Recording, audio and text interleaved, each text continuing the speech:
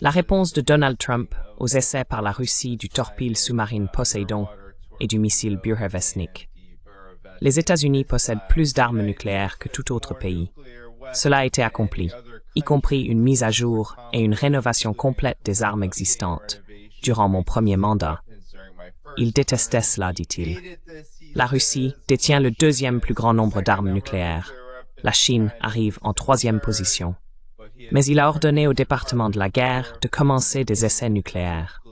Vladimir Poutine a récompensé les concepteurs du missile Burevestnik.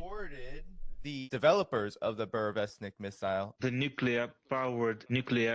missile Burevestnik, à propulsion nucléaire, est capable d'emporter une charge nucléaire, ainsi que le véhicule sous-marin autonome Poseidon. Je tiens à remercier tous les bureaux d'études et les équipes qui ont participé à leur développement. Les résultats que vous avez obtenus sont véritablement historiques. Ils sont essentiels pour la parité stratégique de notre pays. En réalité, ils garantissent l'équilibre stratégique pour l'ensemble du XXIe siècle.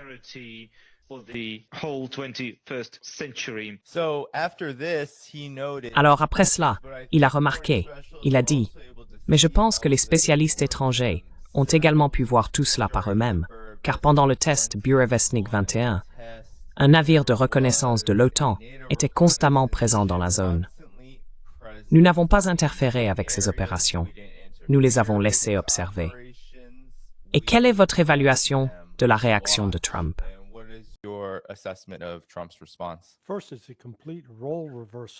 D'abord, c'est un renversement complet des rôles par rapport à ce que j'ai vu pendant la guerre froide. Ce que je veux dire par là, c'est qu'en 1980 ou 1981, lorsque j'enseignais à l'American University dans le cadre du Washington Semester Program, j'ai emmené un groupe d'étudiants de 3e et 4e année au sein de l'ambassade soviétique de l'époque. C'était à l'époque où les États-Unis déployaient le missile Pershing en Europe, et les Soviétiques étaient très sur la défensive. En gros, ils disaient « Oui, nous avons ça aussi ».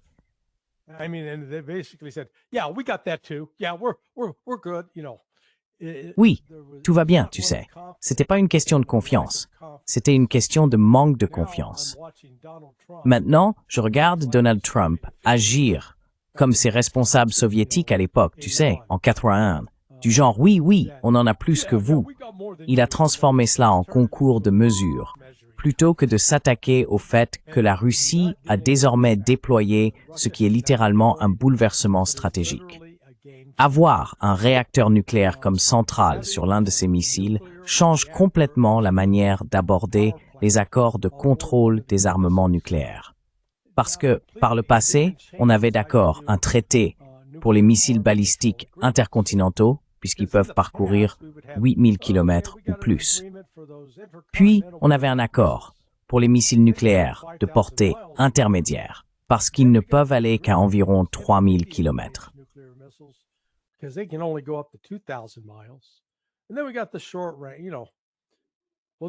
Et puis, nous avons la courte portée, vous savez. Eh bien, celle-ci couvre tout, courte, moyenne et longue portée. Et franchement, nous ne savons pas, est-elle éternelle? Je veux dire, elle aurait une durée de vie limitée, mais tout de même. J'ai vu des commentaires d'anciens responsables du Pentagone, l'un d'eux que je connais et que j'apprécie, mais il a dit « Oh, ce n'est rien de nouveau. Nous avons essayé ça en 64. Ça n'a pas marché. » Donc, les Russes ont évidemment le même système pourri que nous. Désolé, faux. Ce que la Russie a créé maintenant, c'est un missile capable de rester en vol. Nous ne savons pas combien de temps. Je ne veux pas entendre des gens dire « Oh, ce sera 6 mois, ou 1 semaine, ou 1 an. » Nous ne savons pas. Nous ne l'avons pas testé nous-mêmes.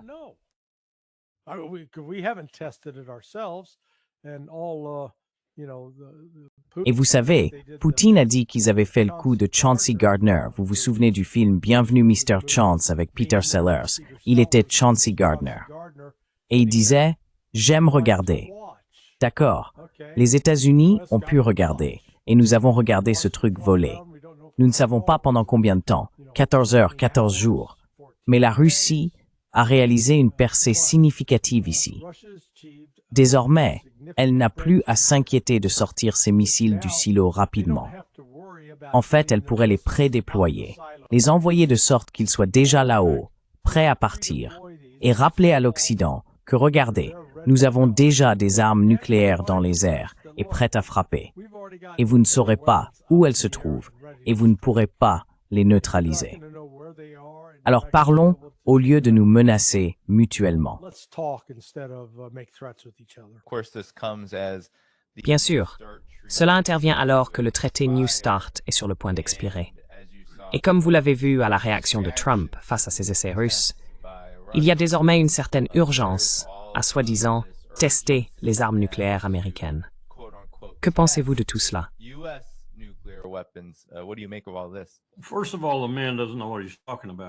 Tout d'abord, cet homme ne sait pas de quoi il parle. Ce n'est rien de nouveau avec Donald Trump. Mais c'est un domaine très dangereux pour être ignorant. Prenons simplement sa déclaration sur qui possède le plus d'armes. Eh bien, de quoi parles-tu, Donald? Parles-tu des ogives? Parles-tu des vecteurs de lancement?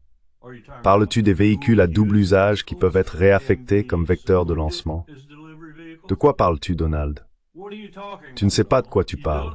Si tu parles des ogives, les Russes en ont un peu plus que nous. C'était donc une déclaration stupide à faire. Nous avons suivi la destruction d'environ 30 000 ogives des deux côtés, environ 28 000 du nôtre et 30 000 du leur. C'était l'intention, en tout cas, de réduire à presque rien. Nous n'en sommes pas arrivés là, mais nous avons suivi cela de très près.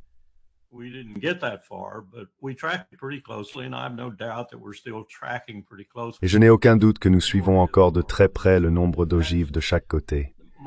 Ma principale mesure, ce sont les ogives. Les vecteurs de lancement sont importants. Les véhicules à double usage le sont aussi. Tous ces éléments peuvent entraîner des problèmes de tricherie ou de conformité. Mais les ogives sont l'élément essentiel. Et comme Larry l'a souligné, les vecteurs de lancement deviennent importants lorsqu'ils sont très différents. Si l'on peut dire, et qu'ils offrent un tout nouveau cadre pour l'utilisation de ces ogives, ce qui semble être le cas avec ce nouveau missile. Nous ne savons pas combien de catégories différentes ils pourraient développer, mais celle que nous avons vue et dont nous avons entendu parler est probablement, comme le dit Larry, déjà suffisamment dangereuse. Donald doit comprendre de quoi il parle avant d'en parler. Et ce n'est pas le cas.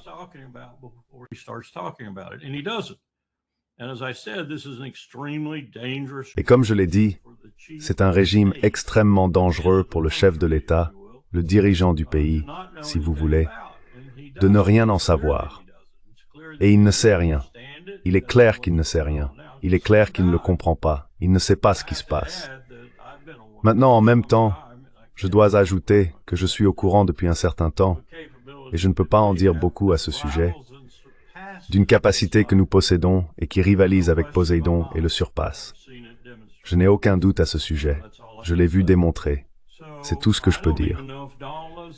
Donc je ne sais même pas si Donald est au courant de cela. J'espère que non, franchement. C'est un programme très, disons, codé et absolument pas destiné au public. Et c'est à peu près tout ce que je peux en dire. Mais je vais vous dire, il ne sait pas de quoi il parle. Et c'est effrayant. Je le répète, c'est terrifiant qu'un homme qui parle du TIS n'ait pas la moindre idée de ce qu'est le TIS. L'une des raisons pour lesquelles nous sommes passés à ce régime, quand je dis « nous », je parle de tous ceux d'entre nous qui faisions des essais aériens importants, ou, si vous préférez, atmosphériques, c'est que lorsque nous avons réalisé la superbombe, la bombe à fission-fusion, nous n'étions pas sûrs de ne pas avoir déchiré l'atmosphère d'une manière incompatible avec la vie humaine. Et cela a amené les gens à réfléchir sérieusement au fait que le Dr. Teller s'était peut-être un peu trompé dans ce qu'il disait à propos de la combinaison de la fusion et de la fission. Peut-être allions-nous provoquer une destruction vraiment irréversible, peut-être même blesser gravement la planète.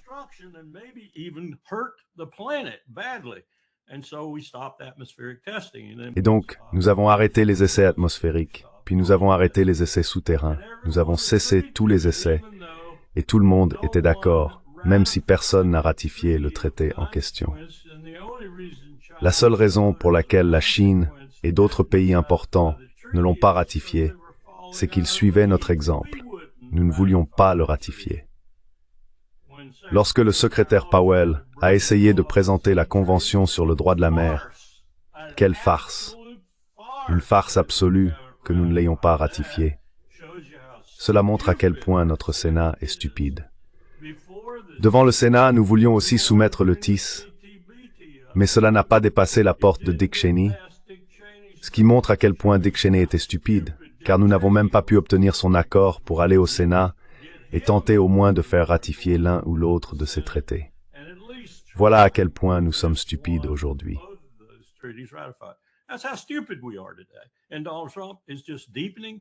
Et Donald Trump ne fait qu'approfondir et rendre cette stupidité encore plus profonde.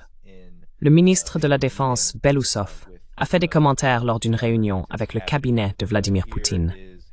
Voici comment il réagit aux menaces de tests d'armes nucléaires de Donald Trump.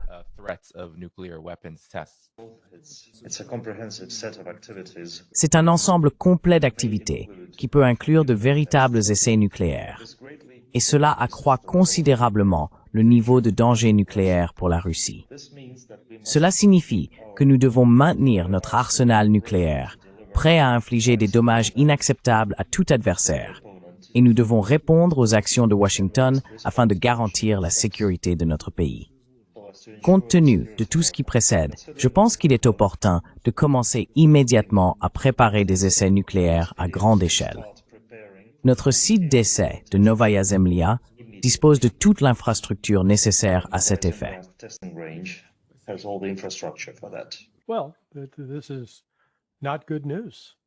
Eh bien, ce ne sont pas de bonnes nouvelles, car les propos irresponsables de Trump aggravent le danger. Pendant mes 12 jours à Moscou récemment, la seule chose dont j'ai entendu parler à plusieurs reprises, de la part de diverses sources, tant militaires que civiles, ainsi que de personnes liées au monde politique, c'était la profonde inquiétude suscitée par le déploiement de missiles Tomahawk par Trump.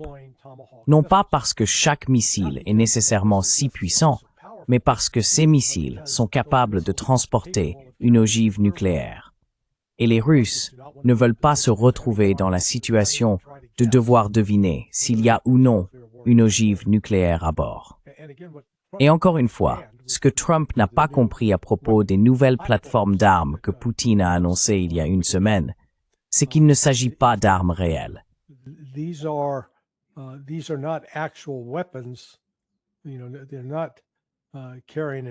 Tu sais, ils ne transportent pas automatiquement une ogive nucléaire. Mais Trump a confondu cela avec la nécessité de tester immédiatement des têtes nucléaires, ce qui, d'après ce que j'ai lu, est encore à au moins 3 ans, environ 36 mois, s'ils avaient commencé la semaine dernière lorsque Trump a fait l'annonce. Donc tu vois, la Russie ne va pas reculer. Elle ne va pas se laisser intimider ni menacer, mais elle va réagir avec calme et fermeté. Pourtant, ce calme et cette fermeté cachent le fait que cette situation pourrait s'envenimer rapidement et échapper au contrôle de n'importe quel pays.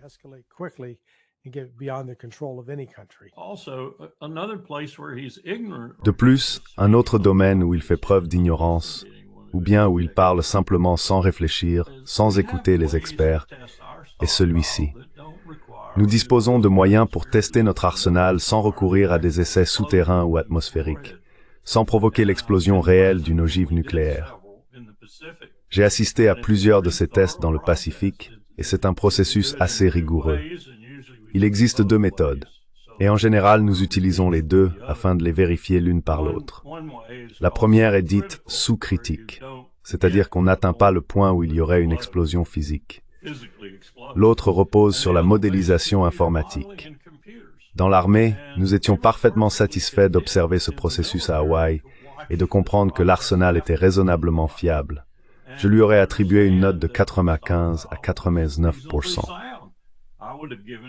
Il reste toujours ce petit 1% d'incertitude, cette possibilité que oui, si l'on en charge une et qu'on la tire, elle explose. Yeah, you load one of these up and fire it, it's going to go off. You don't have to test. Tu n'as pas besoin de faire de tests. Pourquoi Donald Trump semble-t-il si stupéfait par ce que la Russie a accompli ici? La Russie n'a en réalité rien gardé, soi-disant, secret. Elle a mené ses essais et en parle maintenant assez ouvertement. Vladimir Poutine a également déclaré qu'un autre missile était en préparation, un lourd ICBM appelé Sarmat, qui sera pleinement opérationnel l'année prochaine. Alors pourquoi Trump agit-il comme s'il était si surpris? Quel est le contexte de la panique que nous voyons chez lui? Pour moi, cela n'a pas beaucoup de sens, car tout le monde aux États-Unis, surtout à Washington, devrait savoir que la Russie possède des armes nucléaires et un complexe militaro-industriel très avancé, actuellement et en partie en guerre avec les États-Unis.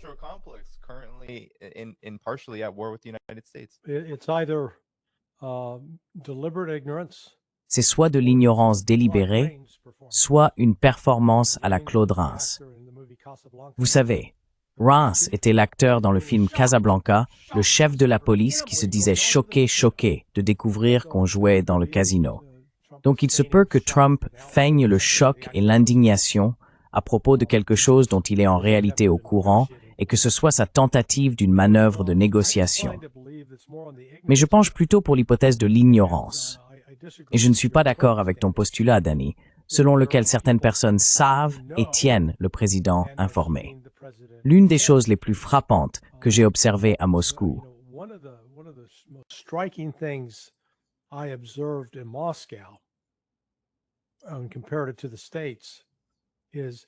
et il a fait la comparaison avec les États-Unis.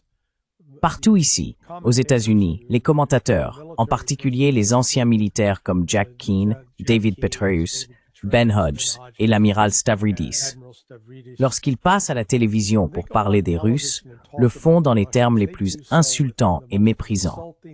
Les Russes sont terribles, ils sont incompétents, ils ne valent rien, ils sont mal formés, toujours en train de les rabaisser. En d'autres termes, ils sous-estiment les capacités de la Russie. En revanche, ce que j'ai vu et entendu de la part de divers généraux, actifs ou à la retraite, en particulier le lieutenant-général Apti Aludinov, qui est toujours en service actif, était très différent.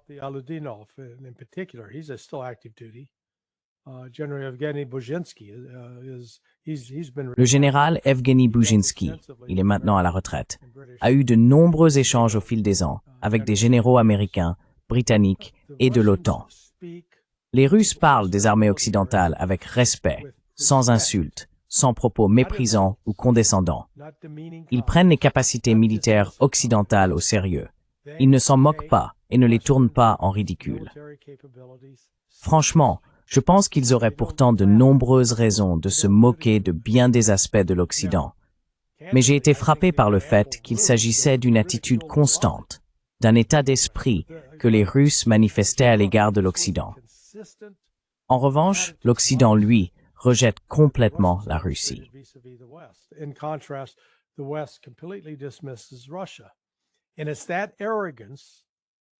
Et c'est cette arrogance, cette hubris de l'Occident, où nous partons du principe que nous sommes les meilleurs. Tu sais, comme Trump, nous sommes les meilleurs, personne n'est meilleur que nous. Et moi je dis, hey, Don, comment ça s'est passé au Vietnam, mec?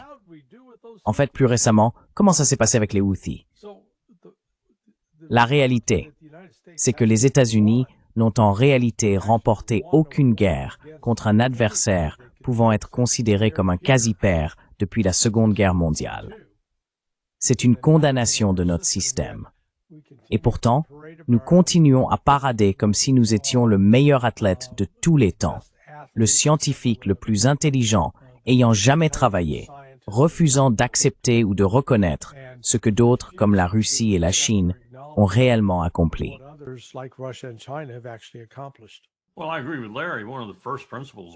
Eh bien, je suis d'accord avec Larry.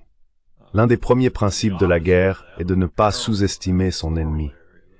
Et l'inverse de cela, ou plutôt le parallèle, la conséquence, est de ne pas lui rire au nez, de ne pas le traiter de tigre de papier, surtout lorsqu'il n'en est pas un.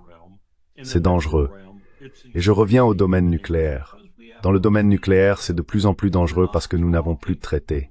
nous ne dialoguons plus. Nous ne faisons plus aucune des choses que nous avions appris à faire et que nous faisions avec assiduité, fréquence et constance pendant la guerre froide. Nous parlions, nous observions, nous examinions, nous vérifions, nous testions. Et je ne parle pas de tester des ogives nucléaires. Nous considérions les choses comme si l'ennemi était réel, important et méritait notre attention, méritait nos vérifications, méritait que nous traitions avec lui lorsque s'agissait de signer des traités et de nous assurer qu'ils étaient vérifiables et aussi solides que possible.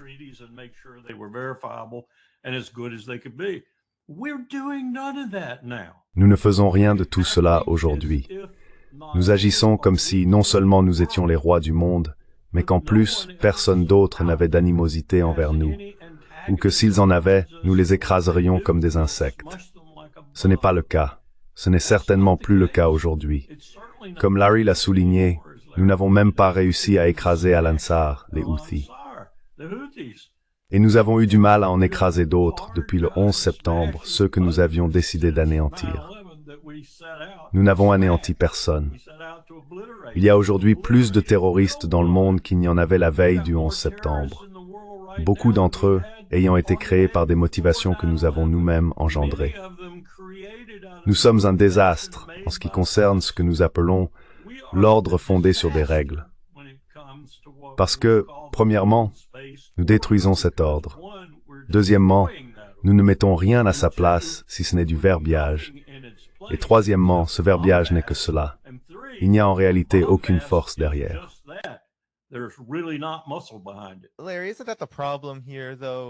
Larry, n'est-ce pas là le problème? Pourtant, ce que disait le colonel Wilkerson, cette volonté d'anéantir, qu'on en soit capable ou non, conduit inévitablement à la possibilité qu'il y ait des pays, des peuples à travers le monde qui cherchent à se protéger de cela, ce qui explique les avancées réalisées par la Russie. Donc, n'est-ce pas là une partie du problème fondamental? Que les États-Unis ne s'engagent même plus dans la diplomatie et ne savent pas comment se retirer.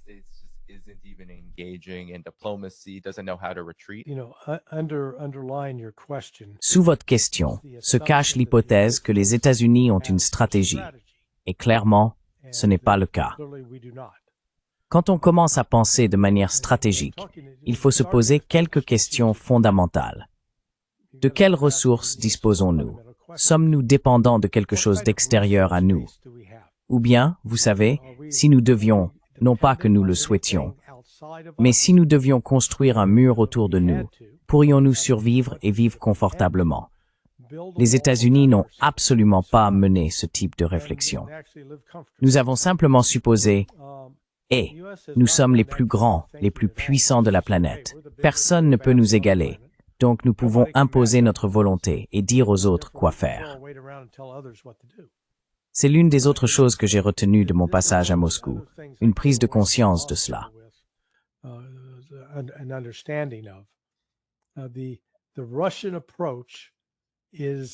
L'approche russe est exactement l'opposé d'un jeu à somme nulle. L'Occident vit selon le principe du jeu à somme nulle. Nous gagnons, vous perdez. Il n'y a pas de juste milieu. Vous vous soumettez, vous baissez la tête, vous mettez à genoux, vous acceptez votre statut de vassal, vous faites ce qu'on vous dit de faire, et vous êtes censé en être reconnaissant. Eh bien, personne n'aime vivre sous ce genre de domination, et cela conduit inévitablement à la révolte. En revanche, l'approche russe est tout à fait différente, car elle ne cherche pas à imposer sa volonté à d'autres pays. Et certains disent « Oh, attendez une seconde, que font-ils en Ukraine ?» L'Ukraine est un cas à part, car cette situation a été provoquée par l'expansion continue de l'OTAN vers l'Est, qui représente une menace militaire directe pour la Russie.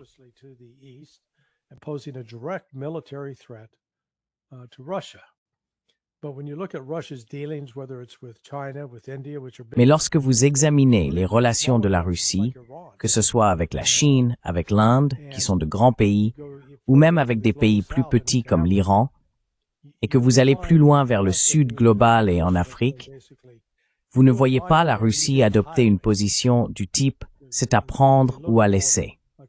Elle cherche plutôt une approche plus conciliante. Ce manque de stratégie de la part des États-Unis est ce qui est si dangereux. car nous nous sommes convaincus que nous pouvions toujours nous sortir d'un problème par la force, et qu'en tuant et en détruisant, nous pouvions en sortir victorieux. Mais si l'on regarde attentivement l'histoire des 70 dernières années, elle raconte une toute autre histoire. Toute notre violence, tous nos meurtres, ne nous ont rendus ni plus sûrs, ni plus riches, ni plus stables.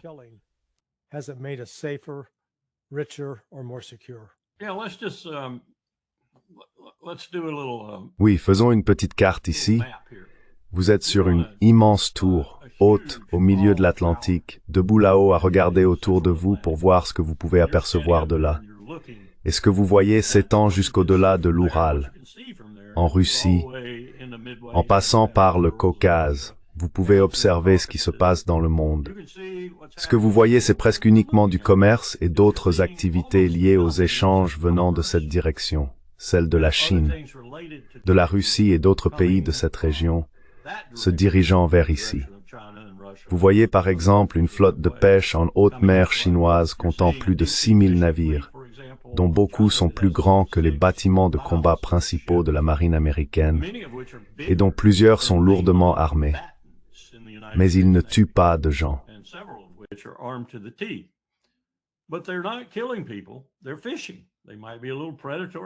Ils pêchent. Leur manière de pêcher est peut-être un peu prédatrice, mais ils pêchent, ils font du commerce, ils échangent. Et quand tu regardes vers Ramstein, tu vois un flux constant de choses venant de l'Empire, de tout l'Empire. Elles vont à Ramstein, puis elles se dirigent vers le plus grand génocide de la surface de la Terre, pire que le Soudan, égalant certaines des choses qu'Hitler a faites dans les années 40. Et tu observes un autre train, pas tout à fait aussi grand, mais il monte vers Mourmansk et jusqu'au cercle arctique, essayant de faire la même chose là-haut. Et tout cela est militaire. Il n'y a aucun commerce associé. Puis tu en vois un autre qui achemine des armes au cœur de l'Europe pour la bataille en Ukraine. Et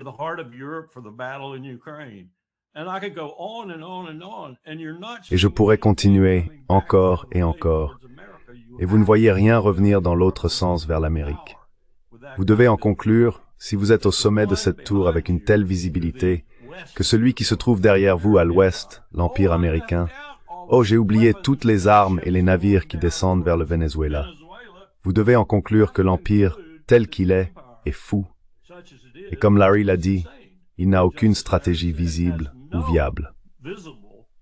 Il agit simplement pour agir, et il le fait de concert avec plus ou moins quelqu'un à la Maison-Blanche qui ne semble pas vraiment savoir ce qu'il fait. Et si vous êtes au sommet de cette tour, laquelle pensez-vous être la meilleure situation et laquelle est la plus dangereuse?